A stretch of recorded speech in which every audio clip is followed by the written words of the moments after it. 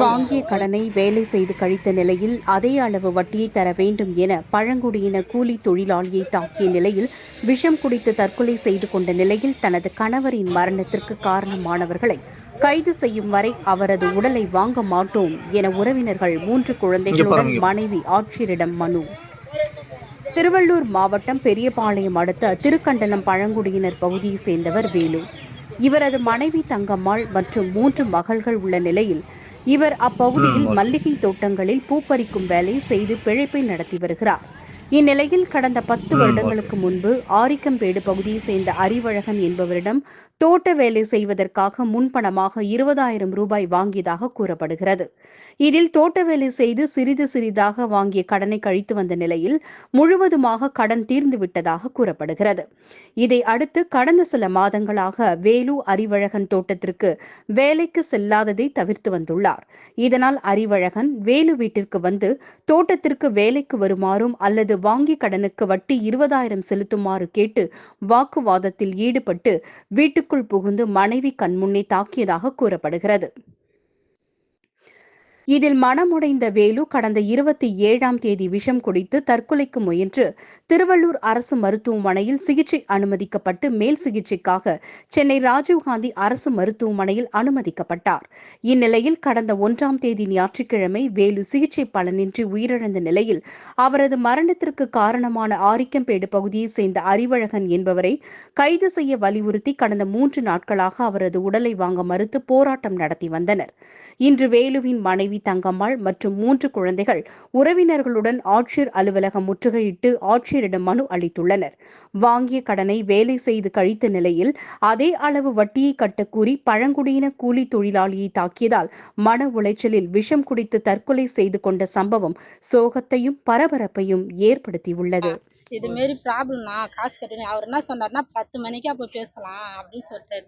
இவர் அப்படியே இதுவே நினச்சிட்டு இருந்தார். இந்த அண்ணன் அவர் வந்து கொஞ்சம் பேசும்போது அப்படி மெட்ரா மாரி பேசுவார். இவருக்கு அவர் பார்த்தாலே பயம். இவர் நம்மளை சும்மா விட மாட்டார். தாங்கம்மா நம்மளை எதனா ஒன்று பண்ணுவார், நம்மளுக்கு யாருமே பேச மாட்டாங்க இப்படியே சொல்லிட்டே இருந்தார்.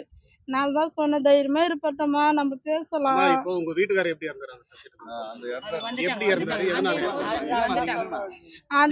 சொல்லிட்டே இருந்தாரு. நான் என்ன பண்ணேன், நீ பயப்படாத இரு 10 மணிக்கே போலாம்னு சொன்னாங்களே போய் பேசலாம் அப்படின்னு சொல்லிட்டு இருந்தேன்.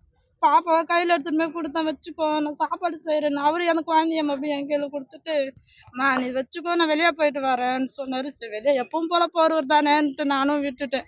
போய் எப்போ கையில் போய் மருந்து சாப்பிட்டாரு. 7 மணிக்கு வீட்டு விட்டு வெளியே போனவர் 9 மணிக்கு தான் ஃபோன் வருது. இதுமாரி உங்கள் வீட்டுக்கார மருந்து சாப்பிட்டு குழந்தை மாதிரி முட்டி போட்டுன்னு வராண்டி எஞ்சுக்கு முள்ளாடினாங்க. சரி நானும் போனேன். போய் என்னாடி இதுமாரி பண்ணேன்னு கேட்டால் இது ஏதோ சொல்கிறாரு. அந்த அண்ணன் சும்மா இருக்க மாட்டாரு. நம்மளால என்ன பண்ண முடியும்? நான் இருந்ததுனால தானே எல்லாரும் உன்னை வந்து கேள்வி கேட்குறாங்க. நானே இல்லைன்னா யாரும் எதுவும் கேட்க மாட்டாங்க அப்படிதான் சொல்றாரு. அதான் அவர் என்கிட்ட பேசுற லாஸ்ட் பார்த்து. நாங்க ஜிஎஸ்சிக்கு கூப்பிட்டு போனோம். ரொம்ப சீரியஸா இருக்காரு, இங்க பார்க்க முடியாதுன்னு சொல்லிட்டு மெட்ராஸுக்கு அனுப்பிச்சாங்க. மெட்ராஸுக்கு போய் 2 நாள் இருந்தோம், அவ்வளோதான். அங்க போனோன்னா இறந்துட்டாரு. எங்களால காப்பாற்ற முடியாதுமா, அவ்வளோதான் ஒரு கண்டிஷன் சொல்லிட்டேன். இப்போ எனக்கு 3 பெண் குழந்தைங்க இருக்கு.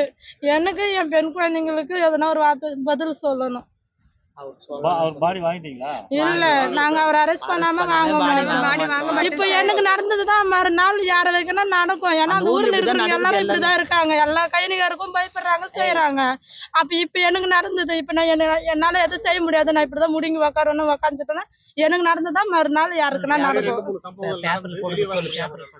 நாங்க அவ்வளவு தெளிவா சொல்றோம். இப்ப இந்த நடந்தது பிரச்சனை, செஞ்சது பிரச்சனை. இப்ப பேப்பர்ல வந்து கடன் தொழிலால தான் அவர் செத்தாரு.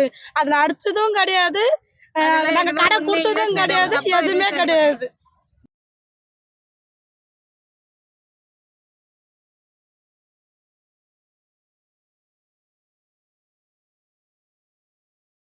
உடனுக்குடன் செய்திகளை தெரிந்து கொள்ள வில்லம்பு சேனலை சப்ஸ்கிரைப் செய்யவும்.